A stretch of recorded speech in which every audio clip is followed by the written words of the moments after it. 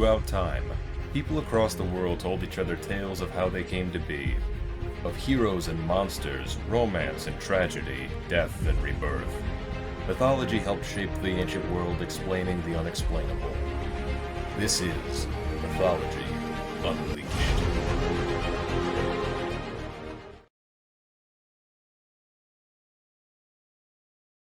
The British Isles have no shortage of strange and terrifying creatures lurking within its folklore. Frightening apparitions, omens of misfortune, and monsters born of mankind's worst nightmares. The Orkney Islands, off the northern coast of Scotland, tell of a sea demon so frightening in appearance, one may believe it to be a product of a modern horror story, and so evil in nature that it garnered the nickname the Devil of the Sea, the Nuckelavee. Emerging from the sea during the dry seasons, the Nuckelavee was said to take the form of a massive horse, or a horse-like beast, conjoined with the head, arms, and torso of a misshapen man.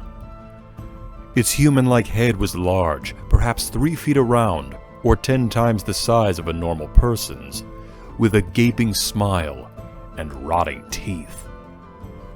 Its arms were unbelievably long, long enough that it could drag them along the ground as it rode. Its cruel hands were supernaturally strong, with each digit ending in razor-sharp claws. But the Nuckelavee's most distinguishing feature, and by far its most disturbing aspect, was its complete lack of skin anywhere on its body. Muscles and ligaments gruesomely pulsating, and sour black blood coursing through its veins were clearly visible to any who were unlucky enough to cross paths with the monster, a sight that for many would likely be the last thing that they ever saw. According to folklore, the monster would emerge from the sea and ride down unwary travelers along the coast, grasp them by the scalp, and drag them into the sea to their doom. There is no given reason as to why the Nuckelavee would kill people. It does not eat humans, nor view them as a threat, or any other logical reason. The Nuckelavee's only true motive was to inflict harm upon the mortal world. Whenever it would emerge from the sea, be it day or night, it restlessly sought out human victims, never satisfied until at least one fell by its clawed hands. But the Nuckelavee did not even need to lay a hand upon a person to cause suffering, as legends say that its very breath could cause misfortune, spreading disease along the wind, and destroying crops with blight across the Orkneys. In some stories, the Nuckelavee even had the power to control the weather, albeit to a small yet effective degree, causing season-long droughts that would parch the land and give free rein to spread suffering.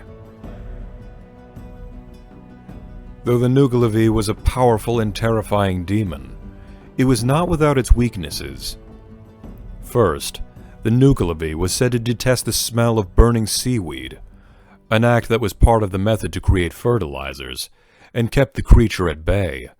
But doing so would come at a great cost, for whenever the monster smelled burning seaweed, it would fly into a destructive rage, killing livestock and spreading pestilence. As a monster of the sea, deeply associated with salt water, the Nuckelavee had a strong aversion to fresh water of any kind, and so would refuse to emerge from the sea when it rained, and even crossing a river or a stream was more than enough to halt the charge of the creature. Its dislike of fresh water also confined it to the sea during the winter months, when rain was more likely.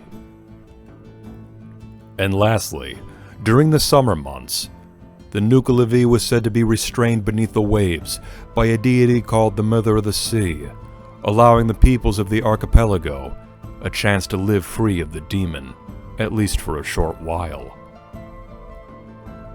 Of all the monsters of Celtic mythology and Scottish folklore, the Nuckelavee was by and far the most bizarre and most evil of them all.